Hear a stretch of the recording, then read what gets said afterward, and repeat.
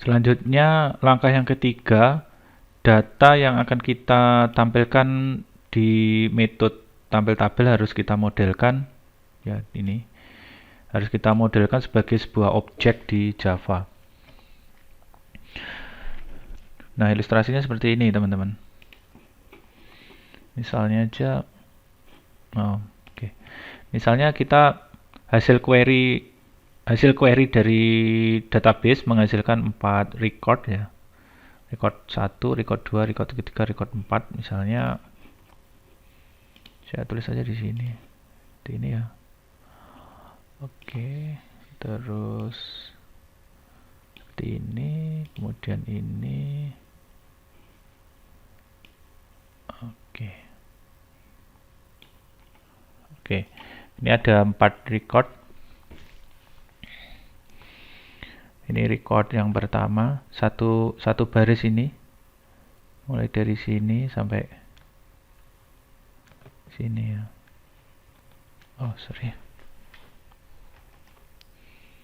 Jadi ini satu record, kemudian ini record yang ke-1, ini record yang kedua, record yang ketiga, record yang keempat. Nah, setiap record ini ya, satu record ini bisa kita modelkan sebagai objek di Java. Jadi sebagai objek di Java. Nah, objek di Java itu sendiri terdiri dari minimum ya dua hal, yaitu field,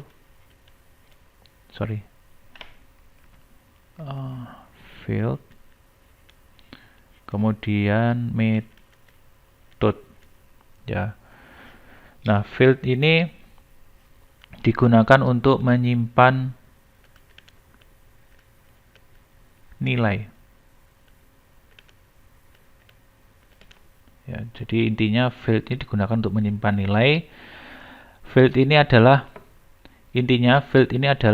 salah satu bentuk dari variabel. Jadi field ini adalah variabel ya. Jadi field ini salah satu variabel. Oke. Jadi kegunaannya untuk menyimpan nilai. Karena di kasus kita ini satu record bisa mengandung 8 buah nilai. Misalnya record yang pertama ada 8 nilai ya. 1, 2, 3, 4, 5, 6, 7, 8 ya. Yang ini string ya. Kemudian ini integer, kemudian ini integer atau bilangan bulat, kemudian ini double. Ya, ini string, nilai bertipe string ya. Maksudnya seperti itu. Ini nilai bertipe integer, dan ini nilai bertipe double karena bilangan pecahan. Sehingga di sini kita perlu membuat objek ini supaya memiliki 8 buah field. Ya. Tuh. Kemudian metode. Jadi di sini nanti kita akan membuat 8 buah field. Nah, metode ini nanti di kasus kita ini, metode ini digunakan untuk men-set atau mengisi ya.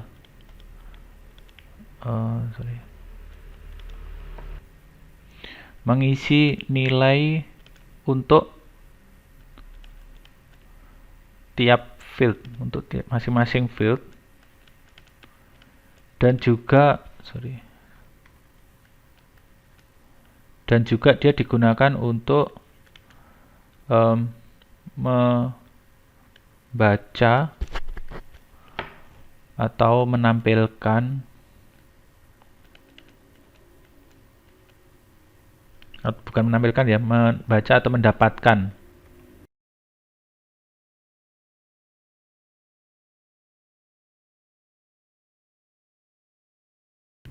nilai dari field, dari suatu field ya, dari suatu field. Jadi metode ini nanti kita gunakan untuk mengisi nilai untuk tiap field, untuk suatu field, dan dia juga digunakan untuk membaca atau mendapatkan nilai dari field. Nah, berarti nanti metode ini untuk proses mengisi nilai ada 8, karena jumlah fieldnya ada 8. Kemudian untuk membaca atau mendapatkan nilai dari field, di sini juga ada 8 metode, karena jumlah fieldnya ada 8. Nah, seperti ini.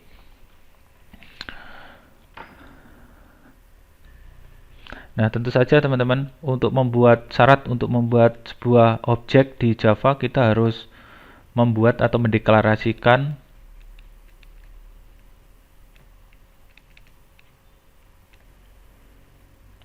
kelas ya.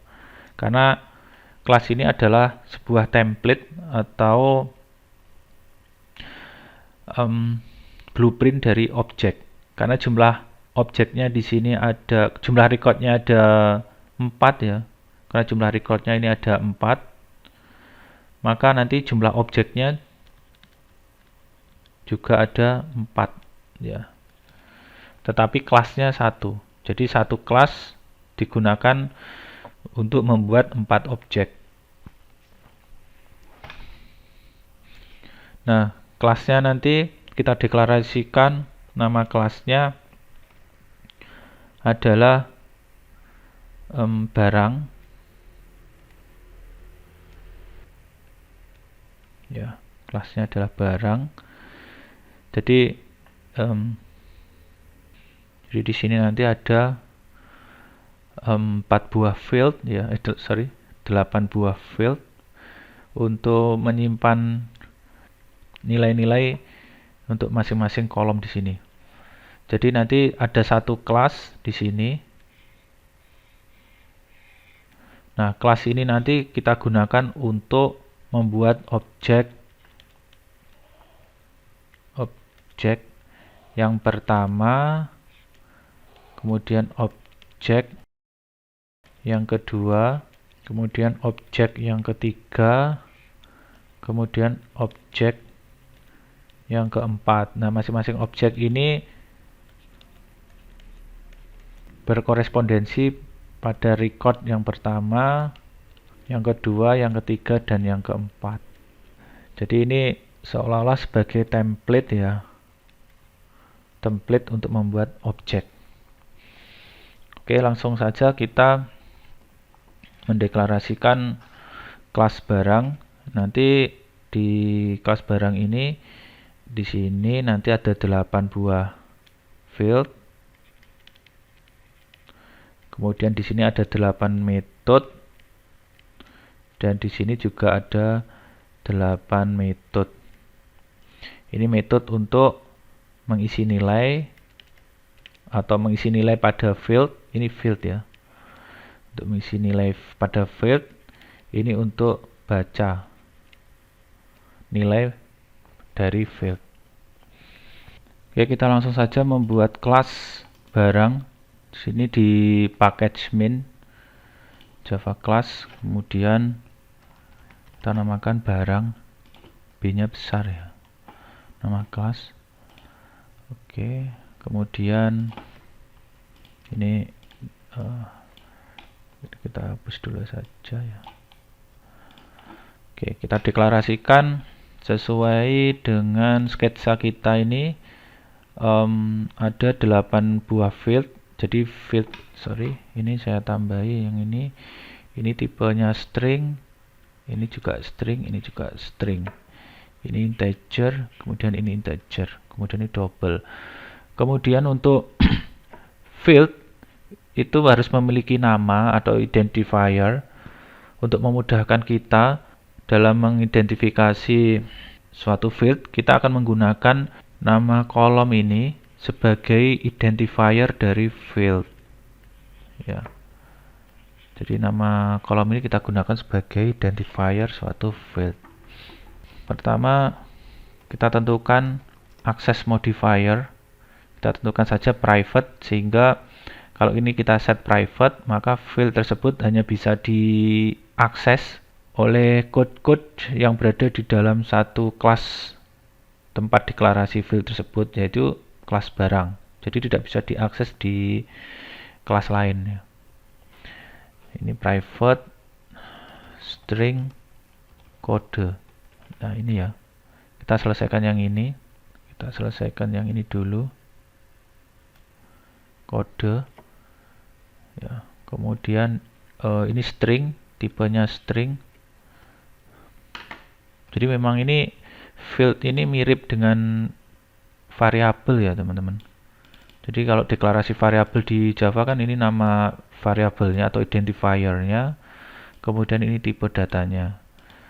Di sini kita tambahkan access modifier supaya nama field ini hanya bisa diakses di dalam kelas code-code yang ada di dalam kelas barang. Ini juga sama, private string merek, kemudian private string satuan, kategori. Tidak harus urut ya, boleh di posisinya, boleh ini di atas, ini boleh ke bawah. Kemudian private string satuan, kemudian private integer jumlah, kemudian private integer harga beli, private integer harga jual. Yang terakhir adalah private double discount. Nah, seperti ini. Ini kita sudah deklarasikan 8 buah field yang nanti ini digunakan untuk menyimpan nilai. Nah, kemudian ini ya, di sini kita sudah deklarasikan, ini sudah ya, ini sudah semua, ini juga sudah. Kemudian sekarang kita deklarasikan sebuah metode yang digunakan untuk mengisi dari field. Ini seringkali kita istilahkan dengan setter, yaitu metode yang digunakan untuk mengeset atau mengisi nilai dari untuk field. Nah, untuk membaca ini atau mendapatkan nilai dari field ini bisa seringkali kita sebut dengan getter. Jadi ini setter, ini getter. Oke, kita bisa menambahkannya seperti ini.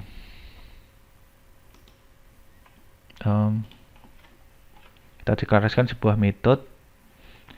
Ini harus kita deklarasikan sebagai public void set kode. Nah, seperti ini ya. String kode, kemudian this.kode sama dengan kode. Oke, saya jelaskan dulu. Pertama, kita deklarasikan sebuah metode namanya setCode. SetCode ini salah satu setter. Jadi ini salah satu setter yang ada di sini yang digunakan untuk mengset atau mengisi nilai dari field kode. Nah, ini deklarasi metode setCode ini ada satu parameter yang bernama kode. Kemudian di dalam metode setCode ini ada satu statement, yaitu menugaskan nilai yang disimpan oleh parameter kode ya ke field kode. Jadi kalau di sini this, kemudian kita ikuti dot kode, maka kode yang ada di sini sebenarnya mengacu pada kode yang ada di sini. Jadi ini berbeda ya. Jadi kode yang ada di sini ini berbeda dengan ini. berbeda dengan ini. Kalau kode yang ada di sini ini sama dengan yang di sini. Jadi kalau misalkan di sini saya namakan kode barang gitu ya. Untuk argumennya saya namakan kode barang, di sini harus kode barang. Jadi kalau kita mau merujuk ini ke sini ya. Ini bisa kita tambahi this, kemudian dot, kemudian kode. Sedangkan kode barang ini merujuk pada ini. Ya. Seperti itu. Jadi nanti ini adalah parameter ya teman-teman. Jadi ini adalah parameter. Ini disebut dengan parameter. Kemudian ini disebut dengan field. Oke. Ketika metode ini kita panggil, kemudian kita masukkan nilainya, misalnya set kode KD001.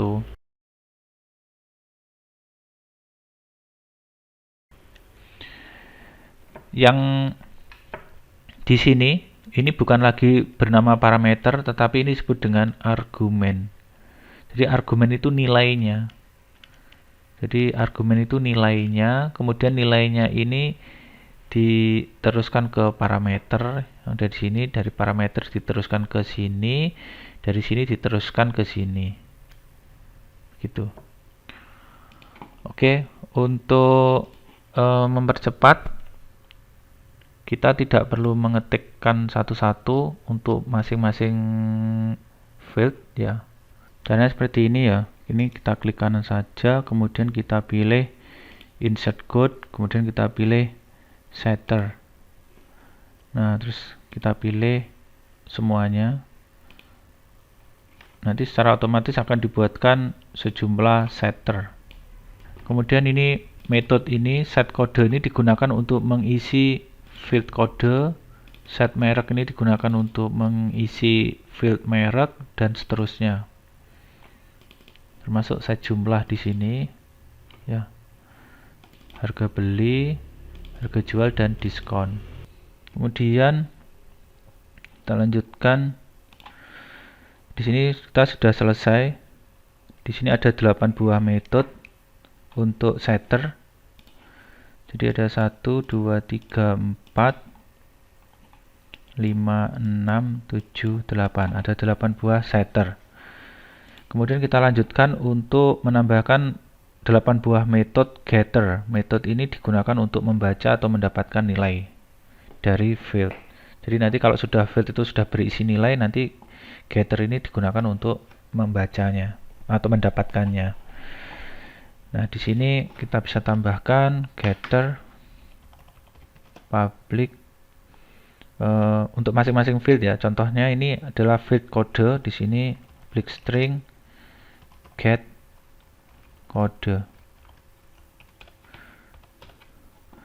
Kemudian di sini return this dot kode. Nah, di sini metode get kode di sini akan, jika dipanggil, akan menghasilkan nilai bertipe string. Bedanya tadi dengan setter, kalau ini setter ini set kode di sini kita panggil dan di sini kita deklarasikan void, maka ketika dipanggil dia tidak menghasilkan nilai apapun. Tapi kalau yang ini dia menghasilkan nilai string.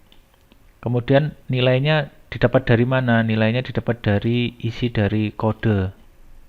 This ini merujuk pada kode yang ada di sini. Kemudian di sini ada key statement return. Statement return ini digunakan untuk sederhananya digunakan untuk mengeluarkan isi dari nilai suatu variabel atau nilai di sini. Jadi kalau sebuah metode menghasilkan suatu nilai bertipe tertentu, maka dia harus memuat statement return di sini. Ya. Oke, untuk sama halnya dengan setter tadi ya. Ini untuk mempercepat, saya langsung saja menambahkan sejumlah getter untuk masing-masing field. Caranya di sini insert code, kemudian ini getter. Kita pilih aja semuanya, generate.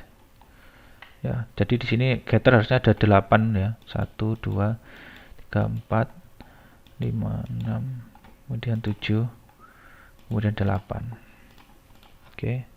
Kita simpan dulu.